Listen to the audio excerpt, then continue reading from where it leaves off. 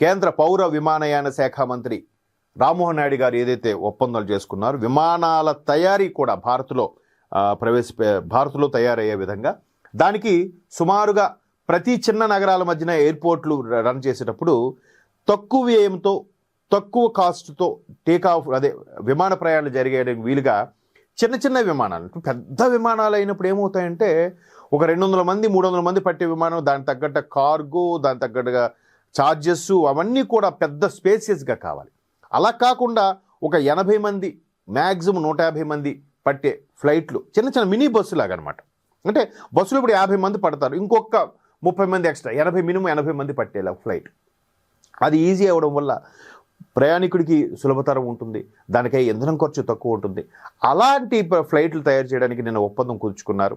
So దాంట్లో భాగంగానే ఇప్పుడు వింగ్స్ ఇండియా 2026 వేదికగా ప్రధాని మోదీ గారు ఒక పిలుపునిచ్చారు. వార్త ఒకసారి చూద్దాం. భారత విమానయాన రంగం ఆకాశం ఎద్దుగా దూసుకుపోతుంది. విమాన తయారీ, పైలట్ శిక్షణ, అత్యాధునిక ఎయిర్ మొబిలిటీ వంటి రంగాల్లో అపార అవకాశాలు ఉన్నాయి. ఈ అభివృద్ధి ప్రయాణంలో అంతర్జాతీయ పెట్టుబడిదారులు కో పైలట్లుగా భాగస్వాములు కావాలి. అలాగే మోదీ పిలుపునిచ్చారు. బుధవారం హైదరాబాద్లో వింగ్స్ ఇండియా 2026 సదస్సు ప్రారంభోత్సవంలో ఆయన వీడియో సందేశం ద్వారా మాట్లాడారు. ఇంకా నేను హైదరాబాద్ జరిగిందానికి అక్కడ ఆయన టెలికాన్ఫరెన్స్ లాంటి ఒక వీడియో సందేశం ద్వారా మాట్లాడారు. అలాగే రామ్మోహన్ నాయుడు గారు కేంద్ర మంత్రి, అలాగే సహాయ మంత్రి మురళీధర్ మోహన్ గారు విమానయాన సంస్థల ఉన్నతాధికారులు, అంతర్జాతీయ ప్రతినిధులకు ఉద్దేశించి ప్రధాని ప్రసంగించారు. అంటే ఈ విధంగా ప్రయాణికుల రద్దీని దృష్టిలో పెట్టుకొని వేగంగా పెరుగుతున్న మన కంపెనీలు 17కు పైగా కొత్త విమానాలకు ఆర్డర్లు ఇచ్చాయి. 2014 దేశంలో 70 విమానాశ్రయాలు ఉండేవి, నేడు ఆ సంఖ్య 160కి మించింది. 70 ఉండేవి అంటే విమానాశ్రయాలు రన్వేలు ఉండొచ్చు, కానీ ఆ రాకపోకలు ఫ్లైట్ రాకపోకలకు సంబంధించి 70 నుంచి 160కి వెళ్ళాయి.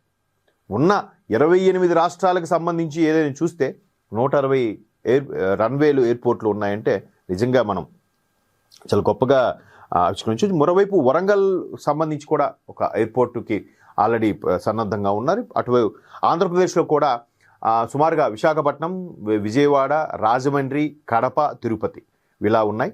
బట్ తెలంగాణ వ్యాప్తంగా చూస్తే హైదరాబాదు, శంషాబాదు, అలాగే బేగంపేట తప్ప మిగతా వాటిలో కూడా రన్వేలు ప్రపోజల్లో ఉన్నాయి. కరీంనగర్, నిజామాబాద్ లాంటి, వరంగల్ లాంటి నగరాలకు కూడా ఇవి విస్తరిస్తే బాగుంటుందన్న ప్రపోజల్ కూడా ఉంది. చూద్దాం అది ఎంతవరకు సఫలీకృతం అవుతుంది. మొత్తం మీద 160 విమానాశ్రయాలకు కూడా ఇట్లా తక్కువ మందితో టేకాఫ్ అయ్యే ఫ్లైట్లు కానీ వస్తే, అందరికీ అందుబాటు ధరలో వస్తే చాలా త్వరితగతిగా, మనకి జనాభా కూడా ఎక్కువ కాబట్టి ఎక్కువగా మినిమం అబోవ్ మిడిల్ క్లాస్ వాళ్ళందరూ కూడా దానికి ప్రిఫర్ చేసే అవకాశాలు కనిపిస్తున్నాయి. ఈవెన్ మిడిల్ క్లాస్ వాళ్ళు కూడా అటువంటి విమానాల్లో ప్రయాణించే అవకాశం ఎంత దూరంలో లేదు అనేది ఇక్కడ ప్రధాని మోదీ గారి పిలుపు.